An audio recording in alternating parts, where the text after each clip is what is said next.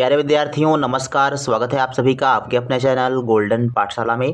दोस्तों आज की इस वीडियो में राज्य स्तरीय राष्ट्रीय आय सहमेधा छात्रवृत्ति परीक्षा 2025 के लिए सेट पेपर के अंतर्गत विज्ञान का रियल प्रश्न पत्र सॉल्व करेंगे। आप सभी लोग वीडियो को लास्ट तक जरूर देखिएगा। प्यारे विद्यार्थियों ये प्रश्न पत्र हमने लिया है बिहार एनएमएस एग्जाम 2022 की परीक्षा से। अभी तक हमने 2013 से लेकर 2021 तक के सभी प्रश्नों को सॉल्व करा दिया है। तो आइए बच्चों शुरू करते हैं वीडियो को। एक बार सभी लोग अपने दोस्तों के साथ वीडियो को शेयर कर दीजिए। तो पेपर का जो पहला पेज होगा इसी प्रकार से आएगा। इस पर जो भी निर्देश दिए गए हैं आप इसको पढ़ सकते हो ताकि पेपर के टाइम आपको परीक्षा हाल में बैठ करके पढ़ने की आवश्यकता ना पड़े। तो शैक्षिक योग्यता परीक्षा यानी भाग 2 में आपकी सेट पेपर पूछी जाती है और सेट पेपर में आपके 3 विषय होते हैं जिसमें विज्ञान 35 नंबर की, सामाजिक अध्ययन 35 नंबर की और गणित आपकी 20 नंबर की होती है। तो इसमें आपको सबसे पहले भौतिक विज्ञान के प्रश्न देखने को मिलेंगे।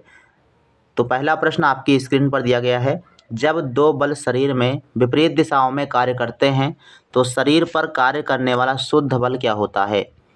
ऑप्शंस आपके पास दिए गए हैं। दो बलों का योग, दो बलों का अंतर, दो बलों का गुणनफल या इनमें से कोई नहीं। तो इसका बच्चों सही आंसर हो जाएगा ऑप्शन नंबर 2, दो बलों के अंतर के बराबर होगा। जब दो बल विपरीत दिशाओं में काम करेंगे तो अंतर के बराबर में बल लगेगा। ऑप्शन नंबर सेकंड आपका सही जवाब हो जाएगा। दूसरा प्रश्न है किसी पिंड पर कार्य करने वाले बल उसका परिवर्तन कर सकते हैं, दिशा, आकार, गति या उपरोक्त सभी। तो किसी भी पिंड पर जो बल लगता है वो आकार, दिशा और गति में परिवर्तन कर सकता है। चौथा ऑप्शन सही आंसर हो जाएगा उपरोक्त सभी। तीसरा प्रश्न है स्नेहक वह पदार्थ हैं जो घर्षण बढ़ाएं, घर्षण कम करें, बल बढ़ाएं, बल कम करें।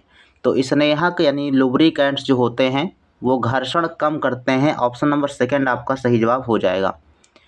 4 नंबर प्रश्न है प्रकाश के परावर्तन में आपतन कोण I और परावर्तन कोण R किसके द्वारा संबंधित है। तो हम जानते हैं आपतन कोण जो होता है वो परावर्तन कोण के बराबर होता है। तो इसमें तीसरा ऑप्शन सही आंसर हो जाएगा। 5 नंबर प्रश्न है एक उल्लू रात में साफ देख सकता है लेकिन दिन में नहीं क्योंकि उसके पास है। तो उसके पास क्या है, ऑप्शंस आपके पास दिए गए हैं। सही उत्तर क्या है आप लोग कमेंट सेक्शन में लिखिए। तो 5 नंबर का जो सही उत्तर हो जाएगा ऑप्शन नंबर फर्स्ट है बड़ी संख्या में शलाकाएँ और कुछ शंकु। तो इसका मतलब यह है कि उल्लू की आँखों में बड़ी संख्या में शलाका कोशिकाएँ होती हैं और कुछ शंकु होते हैं, इसलिए वो जो है दिन में नहीं देख पाते हैं लेकिन रात को साफ देख लेते हैं। तो ऑप्शन नंबर फर्स्ट इसका राइट आंसर है। 6 नंबर प्रश्न है एक लोलक 5 सेकंड में 20 बार दोलन करता है तो इसकी समयावधि कितनी है। समयावधि का मतलब आवर्तकाल कितना है ये आपको बताना है। तो 5 सेकंड में कितने दोलन करता है, 20 दोलन करता है।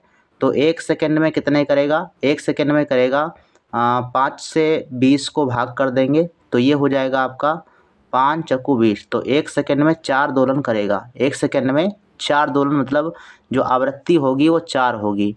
आवृत्ति क्या होगी, 4 होगी और हमको निकालना है समयावधि मतलब आवर्तकाल निकालना है।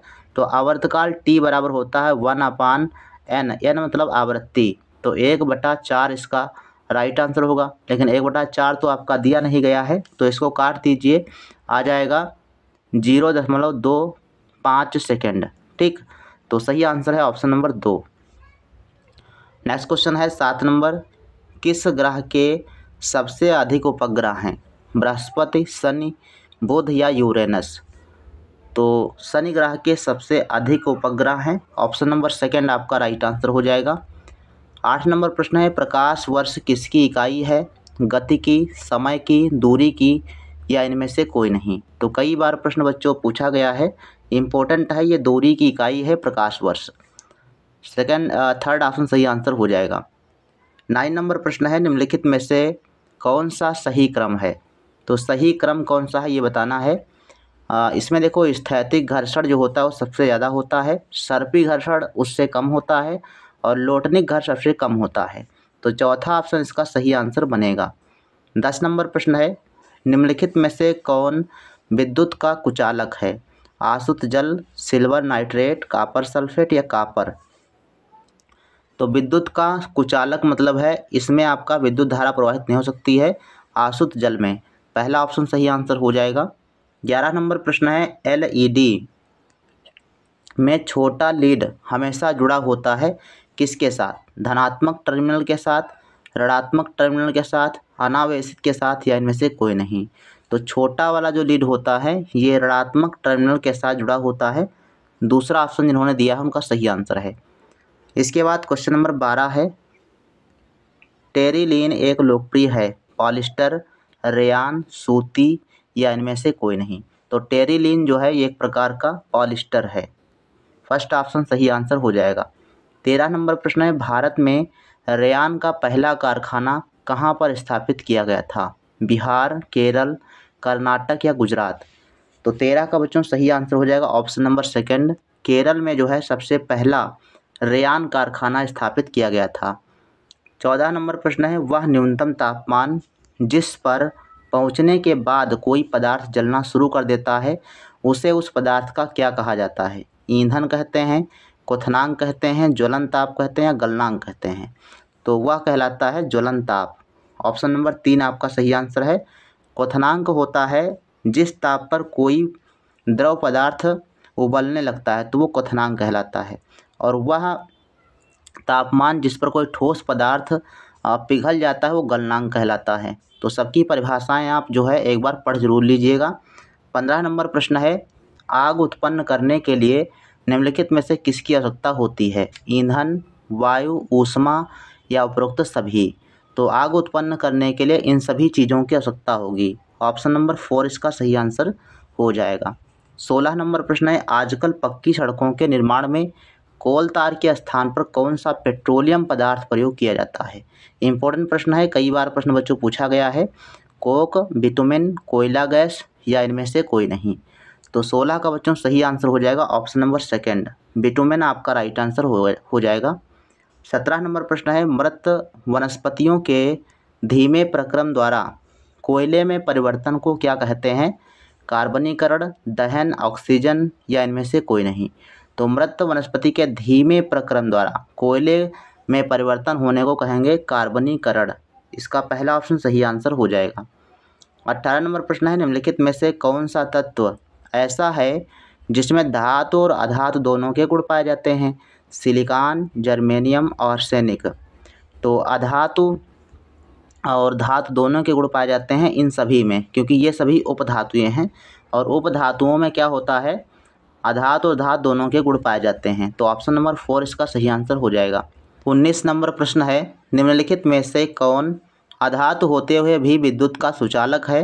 हीरा, ग्रेफाइट, कोयला या उपरोक्त सभी? तो इसमें आपका सही आंसर है ऑप्शन नंबर 2, ग्रेफाइट आपका सही आंसर हो जाएगा।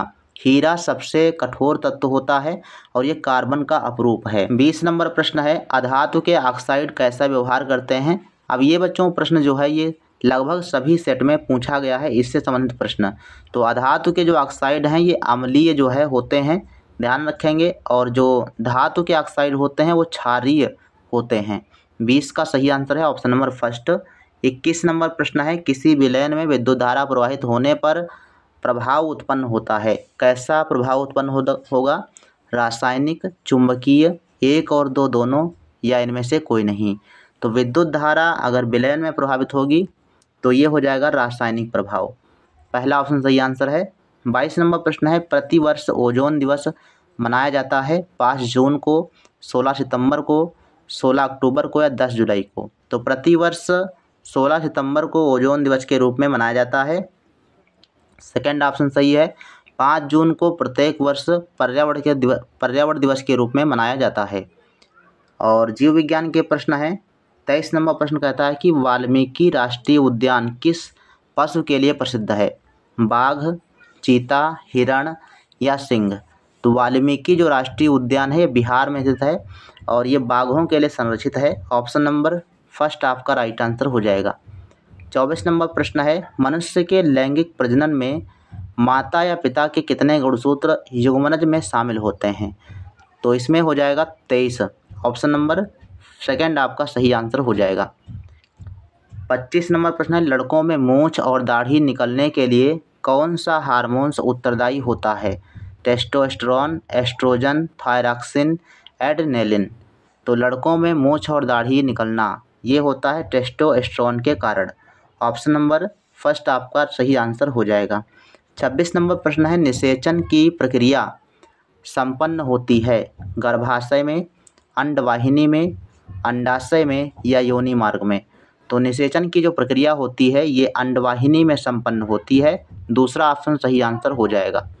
27 नंबर प्रश्न कहता है कि एक जटिल जीव बनने का सही संयोजन क्रम कौन सा है।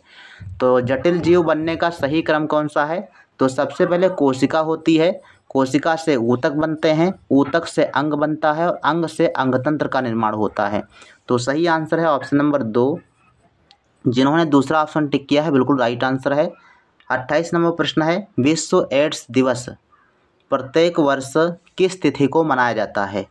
तो विश्व एड्स दिवस प्रत्येक वर्ष 1 दिसंबर को मनाया जाता है। ऑप्शन नंबर सेकंड आपका सही आंसर हो जाएगा।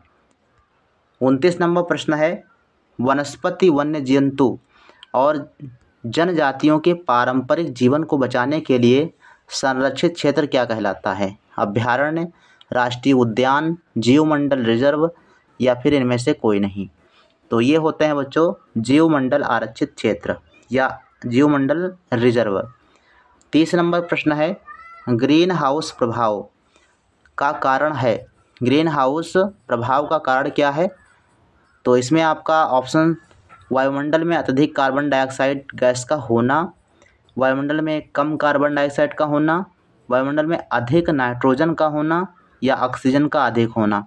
तो इसमें हो जाएगा पहला ऑप्शन, वायुमंडल में अत्यधिक कार्बन डाइऑक्साइड का होना। ठीक, ग्रीन हाउस गैस इफेक्ट होता है।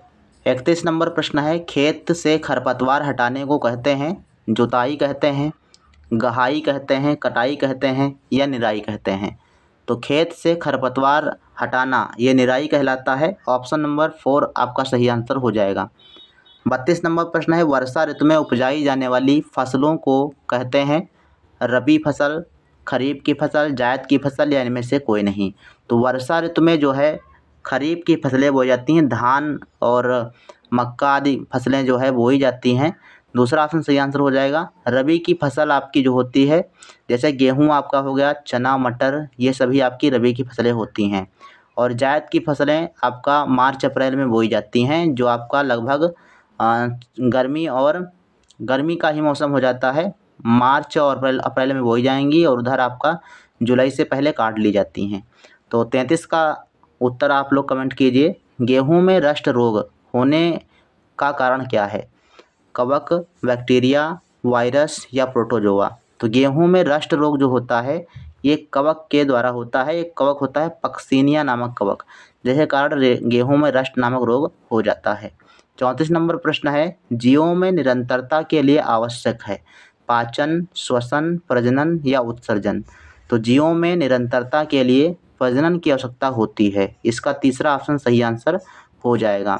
35 नंबर प्रश्न है, एस्ट्रोजन है अंतःस्रावी ग्रंथि, पुरुष हार्मोन, स्त्री हार्मोन या फिर एंजाइम।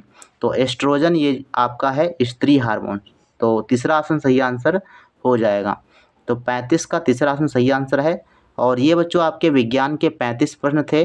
और इन 35 प्रश्नों में से आपके कितने क्वेश्चन सही हुए हैं आप लोग कमेंट सेक्शन में ज़रूर लिखिएगा। नेक्स्ट वीडियो आपका जो रहेगा सामाजिक अध्ययन का होगा, जिसमें 35 प्रश्न आपको सामाजिक विज्ञान के भी कराएंगे।